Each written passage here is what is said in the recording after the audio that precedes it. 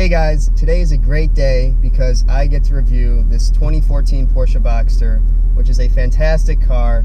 If you don't know me already, my name is Noah. I own Supercars Detroit, which is an Instagram account that I've been running for as long as I can remember. I've been spotting cars for a super long time around the Metro Detroit area.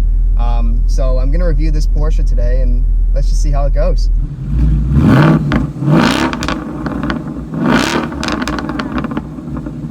Alright, so here we go. We're going to take this thing out into the road and have some fun with it. Listen to this. Those after pops, whatever you want to call them, are just insane. That is addicting. Alright, so this is the 981 generation Porsche Boxster, as I said. It's just the base Boxster. It's not the S, it's not the GTS, you know, which would be nice, but really what I'm going to tell you today is why you don't need to opt for those higher options on the Boxster, because you get just as great of an experience as you would with those cars. It's truly honest. So this is Porsche's entry-level sports car. Basically, it has been ever since it was erected in, I think, 96. And, you know, really, they've constantly been producing these Boxsters. The 991 generation lasted from 2012 to 2016, and they started rolling out the 981s in America in 2013. But if you just look at it, it's like a baby supercar almost. If you just look at the proportions and the side profile, you know, it's got a mid-engine setup, which is really cool that you can, you know, buy like a $60,000 car and have a mid-engine sitting right behind your head. I mean, it's awesome. You know, this car, you know, it's not a 911 by any means, but it's just as fun as one. I'm being honest. You know, 911s obviously have more power and they've got that more iconic image, but this Boxster really has everything you need for a sports car. I like to think about it as just the ideal sports car, really, for anyone. Especially because this one is has a naturally aspirated flat six, which is not too powerful. I mean, it's only got 265 horsepower. But what if I told you that you didn't need all of that power necessarily? Like, look at this. Like, going around that corner, this car just stays to the ground, handles extremely well.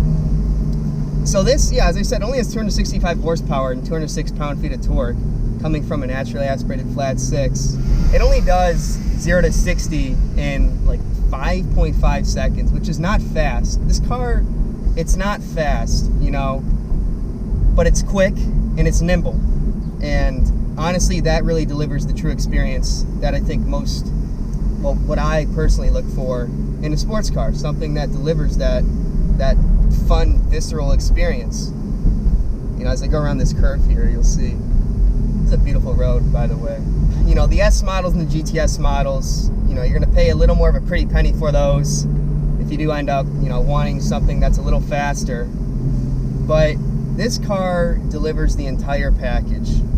You know, especially in a world now, or at least an automotive world, where it seems like all of these companies are competing for power. You know, it's like we need to get more power in order to build a faster car that delivers better performance. But that car deviates from that perspective and that ideology, you know? It's just like, hey, like, here's this 265 horsepower car, go have fun with it. And it is so much fun. It is such a joy to drive this thing. You know, that you don't need all of that power in this car. I mean, and really what compensates for that too is the curb weight. It only weighs 3,000 pounds.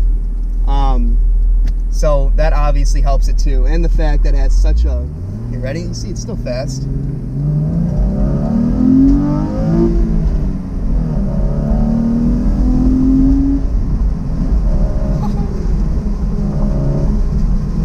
Wow. You know what?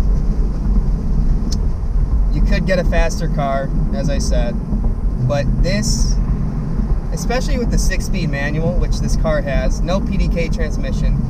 And don't get me wrong, you know, a PDK is a fantastic transmission, especially if you want to, you know, go for speed and post faster lap times. if that's your goal, then obviously go with the dual clutch, because that thing is out of this world. But, you know, I think most Porsche purists and enthusiasts like me, car enthusiasts like me, would say that you should get this car in a stick. It's definitely worth it. It makes the driving experience so much more intense, and, you know, you feel more connection to the car, and that can really be said for any stick, but, you know, on this car in particular, it's just so pure. The thing that's funny too, that I found really interesting with the new 718 Boxster, obviously, which is the new generation Boxster. Go in a second here. It's got a 300 horsepower 4-cylinder turbo, right? So, you know, obviously the base box, that's for the base Boxster, it's more powerful. And with the stick, it's 1.2 seconds faster to 60 than this car. But that comes with the 4-cylinder turbo, so it's not the same. It doesn't sound the same as this car, this flat six. And I think that's something that you lose in the new 718. Like, you have all these companies now going to forced induction, like, you know, Ferrari, and obviously McLaren has stayed there ever since they pretty much produced cars. And that's not to say that forced induction is bad, but, you know, you lose something, sound, and just, you don't have to deal with any lag or anything. You just have an engine, and it does what you tell it to do. That's it. That's my take on a naturally aspirated engine. But as I was saying, you know, for what you get, for what you pay in this car is super impressive, really. I mean, you get basically just about all the performance aspects that you expect from a sports car. I mean, this thing handles so well. It's truly incredible. Porsche has always almost perfected each time the handling on their cars. It just gets like better and better, and this thing goes around any corner like this. It's pretty incredible. But let's talk about some of the options on this particular Boxster. So I wanted to get into that too. So this is the agate gray exterior on this Boxster, and that was actually a higher cost option. It's a great color, especially with this interior, which is also honestly what kind of clicked it on this car. The pebble gray, pearl gray interior. I mean, look at the seats, are just beautiful. Kind of a contemporary, clean aesthetic, and it really brings this car all together. You know, this is not like a crazy spec'd out car with, you know, black rims or red calipers. It's just like perfectly spec'd, honestly. It doesn't scream like, hey, look at me.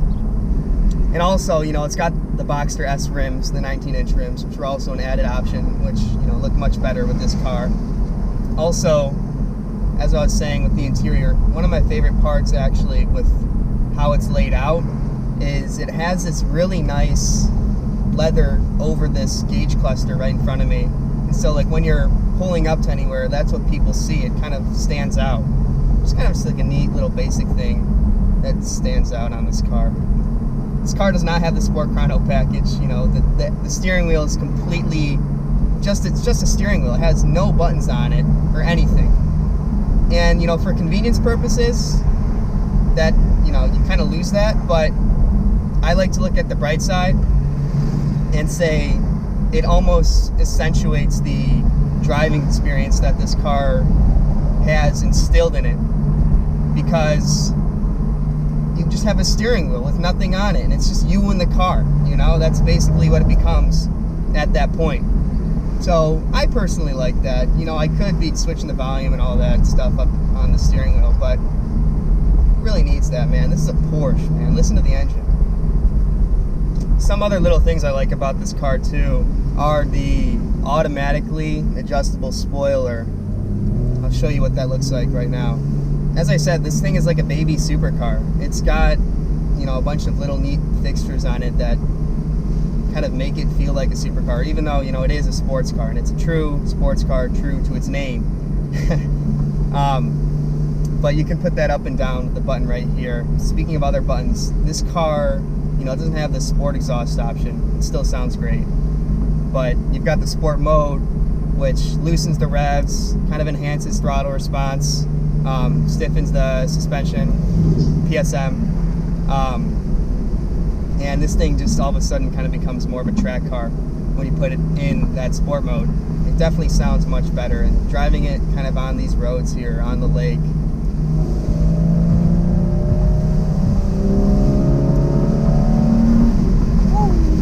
Jesus, that definitely makes it much faster.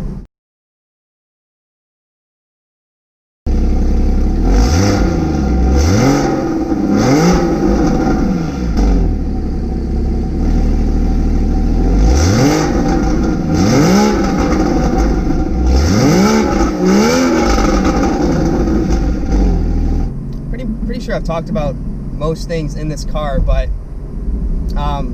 I guess kind of to look outside a little bit, I would take this over a Cayman. I think you need the drop top experience in this car.